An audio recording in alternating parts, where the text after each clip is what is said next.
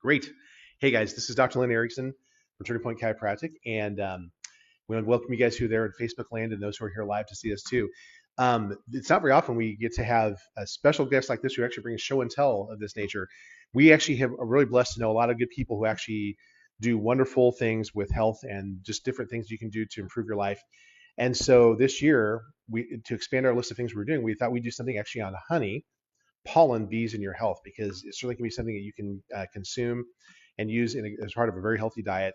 And there's some great things about it too. And so my personal go-to person when I have questions about bees is our friend Paul Cusick right here. He's actually a beekeeper and he's been doing it for a long time. He's going to tell you a little about his story of raising them and then why he does it and actually some of the things that he has seen and learned about keeping bees and the benefits of actually having them in the environment, but also consuming honey for your health too. And so without further ado, let's welcome Paul. This is great. Yes, Paul, take it away. How you doing? Good. Very good. All right, I'll piece here. Start out with probably the boring part is I started in 1987. That's the notorious year that the mites came in. So I've been dealing with mites Mm, my whole beekeeping career. They're the big bugaboo. But, that's the worst problem I have is mites. Um, they came over from Southeast Asia, wow. like everything else. And, uh, been through a lot of ups and downs. Um, thing about beekeeping, you got to have perseverance and patience. Mm, If you don't, you're not going to make it. So, yeah. What about the mites? What do they do that's bad for so bees? mites, when the bees are reproducing, the queen lays an egg in there, then after 3 days, that egg hatches into a larvae. And after about 5 days, that larvae turns upright and they cap, and then it metamorphosizes into a bee. Right before they cap it, the mite goes in that cell. It's a female, and they cap it. So she's in there. So she's sucking the blood, the hemoglobin out of the larvae. Wow. And then she lays an egg, one egg, and that's a male mite. Whoa. All right. Then about, I think, I'm not exactly sure on this dates, but I think about 2 days later, she lays about four more eggs, and they're females. And then they mate in there, and when that bee comes out, all this time they're feeding on her. Wow. And so you get a mite population that just explodes, Yeah. and then the bees can't keep up. They're parasitic, basically, right? They're killed They're out. Yeah. parasites. Wow. Mm, Yeah, okay. they're nasty, nasty. Well, if everything goes according to plan, Paul, let's say you actually have a mite-free one or two. Tell us actually how a bee, what's the cycle of a season look like? What kind of honey can you get from something like this, something this size or whatever in the course of a year? And then what have you seen when you have people who are getting it and consistently eating well-raised, locally grown honey? Well, I guess I'm a little different. I go by the bee year. The bee year starts August 1st, and it's over July 31st. This is like January. This is the new year for bees. Okay. From this point on, around here, it's different than other places. All the bees that are raised are winter bees. Okay. Wow. Summer bees only live about 35 days maybe. Depends. That's kind of average. But the winter bees, they got to make it over the winter, Mm, and they got to raise the first couple rounds of brood in the spring. mm. So their bodies are different. They have a lot of different fats. I think they call it vitagelin, and that helps them get through the winter. Hmm. And they're just different. Their bodies are different. You can't see it, but the insides are different. That's not bee propolis, is it? Propolyte? Yeah. Okay. Okay. Just No. checking. Okay. Something different. Yeah. So what in the course of a honey colony, what does honey serve to be? Is that the food for the larvae? The honey is actually food for the bees. For the bees. Okay. Larvae, the bees make for the brood, it's called bee bread. It's a mixture of pollen and honey, Mm. fermented honey. It's fermented. And then for the queen, it's called royal jelly. It's a higher, the queen has uh, higher carbohydrates and protein, so it's really an amped up bee food. The honeybee, a worker bee will from egg to hatching out is about 21 days. Okay. A drone bee, which is a male bee, is about 23 days. But a queen bee is about 15 days. Oh wow. So she's on a fast schedule. Hmm. So when they need a queen, they'll get a new one in a little over 2 weeks. Wow. Okay. So, and that's a whole different queen rearing that's a business in itself. Sure. So You've told me how you actually order them and they come from somewhere and you put most them of in the time I do. I have raised queens, but I call it like milking cows. Sometimes you just have to be there no matter what. Yeah. I just can't do it. Sure. You have another job, right? Yeah. It's you lose one round of queens and then you got to start over. Oh boy. So, Now these guys are buzzing pretty good here, Paul. Right now they're doing their work, right, and so forth. these here, I took them out of a hive this morning for this demonstration purposes. I could not find the queen. I got tired of looking, so I'm assuming they're queenless, and that's why they're a little nervous. And I think they're getting warm too. I think they're getting hot. Sure. I can feel it coming off there. Yeah. Heat is a big problem Hmm. in the summertime. Got it. So let's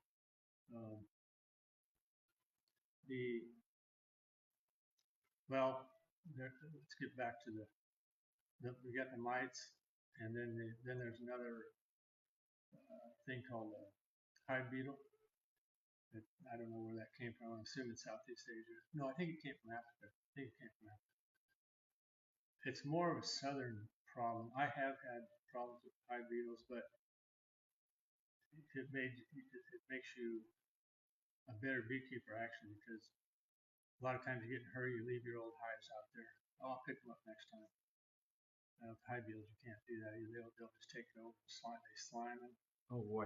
Wow. And the smell is just, it's horrendous. Uh-oh. They ruin them. Wow. But if you don't leave stuff laying around, I haven't had a problem with them for 5 years or something. Okay. So, Good.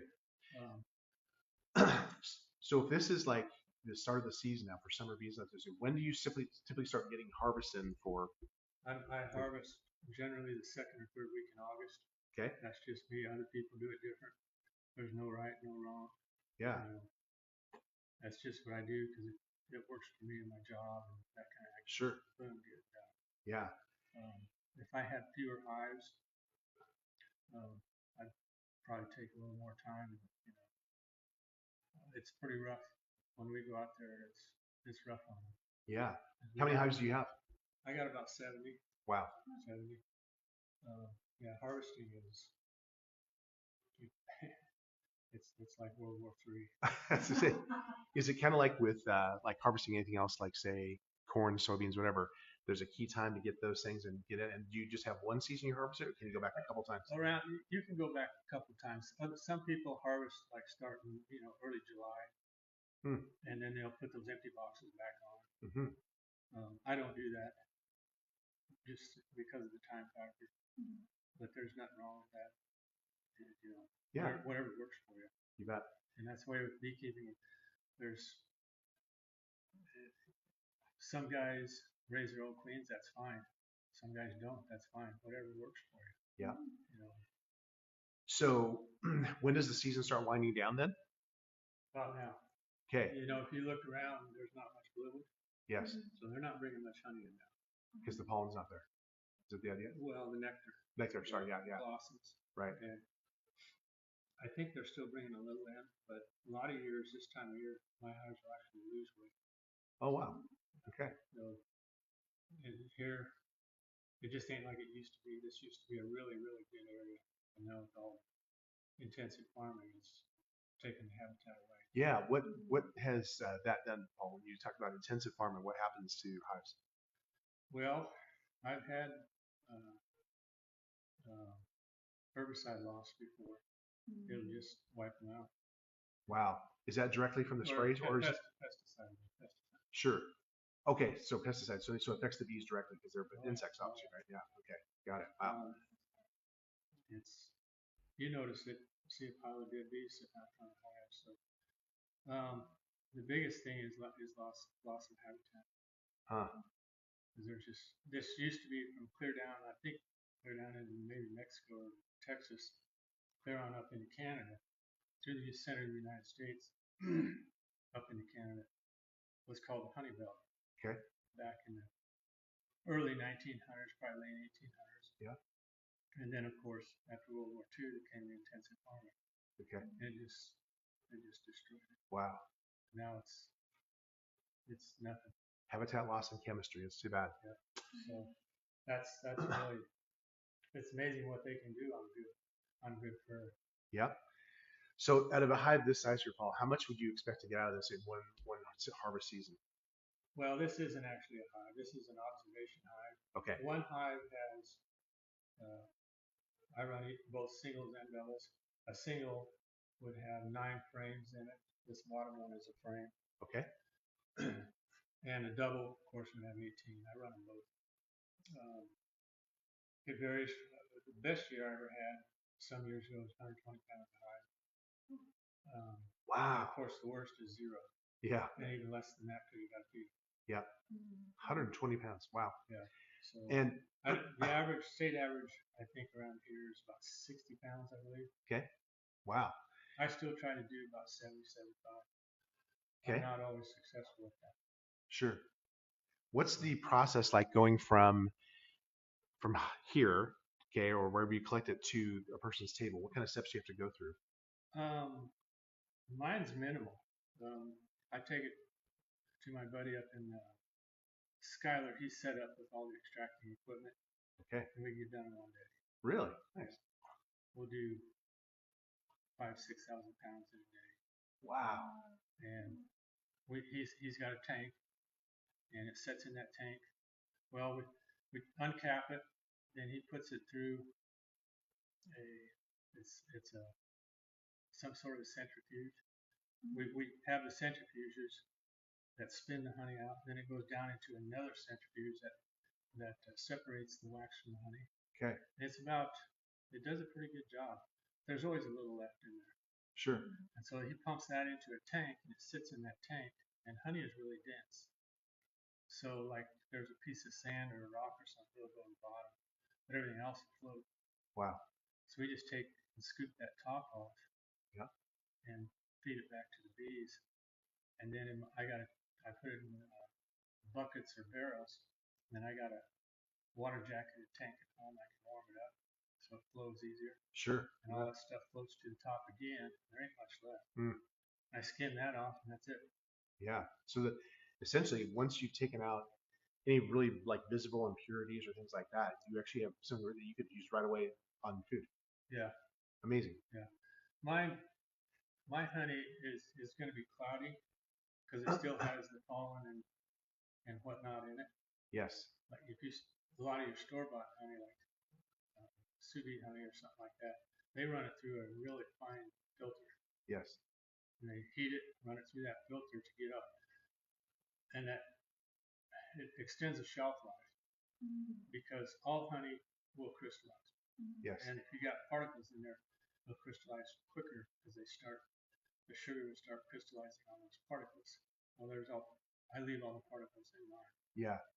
So crystallized honey is not necessarily bad. It's just it's gotten hard. You have to soften it up again with heat or something. Got it. Yeah.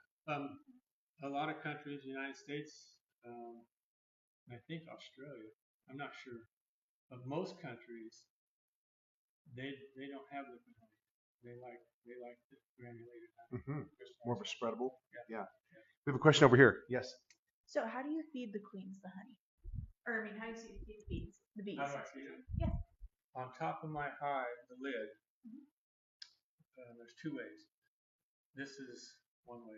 There's a hole in there, and I use paint cans, and I put one little hole in that paint can. I fill it up, put the lid on that paint can, and I dump it over, turn it upside down over that hole.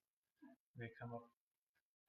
When the sun hits that can, it heats it up, and it creates pressure, and it'll push that honey out of that sugar water out of it.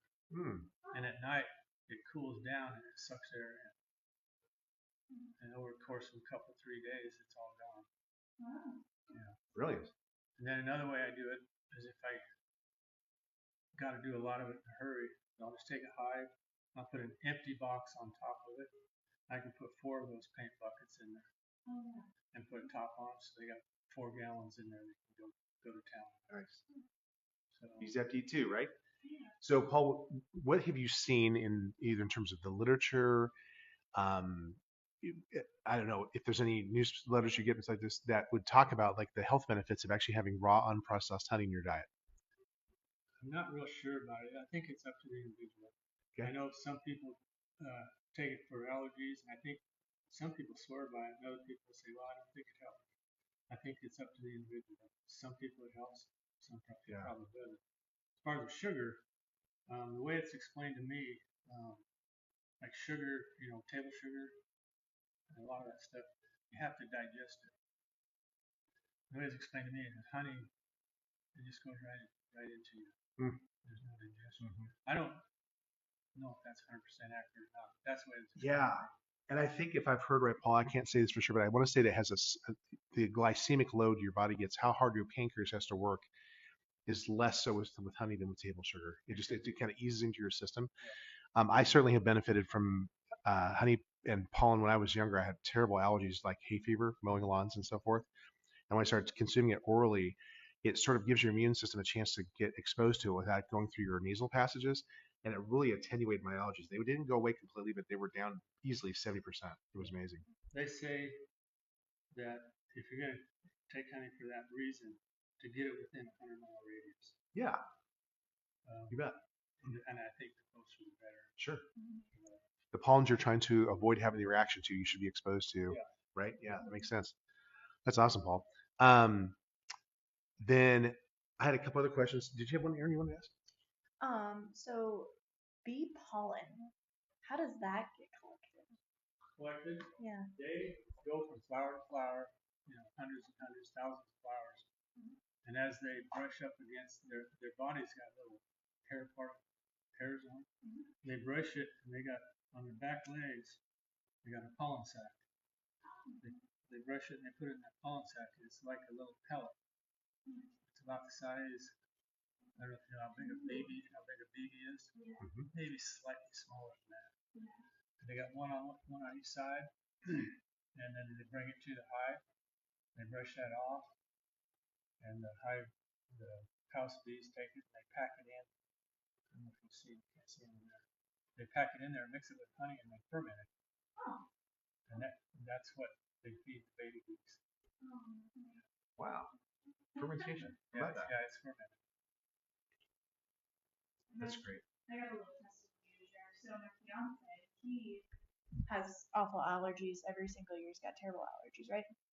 And he heard that I think he actually heard it from me, that if you take bee pollen or start eating more honey, that it helps with with your allergies, right? And he decided to go for the pollen route. And now I want to try and get him a Lincoln beekeeper, but we couldn't really find one that was like we would get the pollen soon enough. And he took one from Grand Island, and he's already seeing like significant change in his allergies. Like it's like he doesn't. It's like I think it still affects him a little bit, but yeah, like Dr. Lynn said, like at least it's like around 70% gone. It was really cool to like see like how big of an impact that just taking that little bit of honey or pollen changed so much, you know. Pollen has around here, unless you're in a really good area, it's kind of difficult to collect because of the loss of habitat. They don't collect as much as they used to. So I don't do it simply because I don't think I have enough pollen to steal. I don't want to steal pollen from them, especially in the spring. That's your buildup, spring buildup. So I don't do it. I just don't see that there's enough. Yeah. And places, yeah, but those are few and far between anymore around here. Nice. So on that note, Paul, if people actually were planting, say, annuals, perennials, whatever around their yards, what kind of things could they plant that would actually help these guys out? Any kind of clover. Okay. Yeah. There is a movement going on. I know the university is starting to preach it about getting rid of your manicured lawns and putting in more natural habitat. Any of your prairie flowers. That would help a lot. And second of all, it would help. There's a lot less. Lawns take a lot of pesticides. and a lot more than a farmer puts on, believe it or not. That would help too. If you change your lawns and take less water, less pesticide, less work.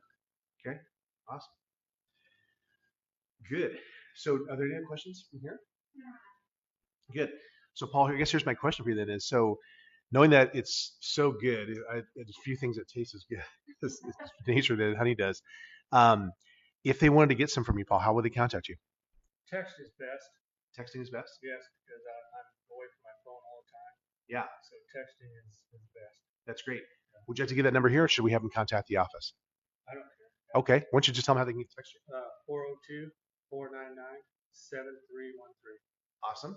What sizes do you sell honey in? I sell pound and a half, 3 pound, 5 pound, and gallon. Gallon is 12 pounds. Wow. Or buckets. I sell buckets too. Yeah, it's heavier than water and milk, isn't it? It's Yeah. pretty heavy. Wow. 12 pounds Great. per gallon. Okay. Well, that is awesome, Paul. We appreciate you coming in and sharing this stuff. And guys, I really do hope that you learn from this stuff. It's one of these things that, nature's foods, if you can get it raised well from a local source, it's a great thing. And so we just really appreciate Paul sharing about that. Come on in and see what all the buzz is about. And dad joke, I always have to squeeze that in there for you, Paul. And like I said, it's your health, guys. Please watch this, share this with your friends, and look forward to seeing you next week.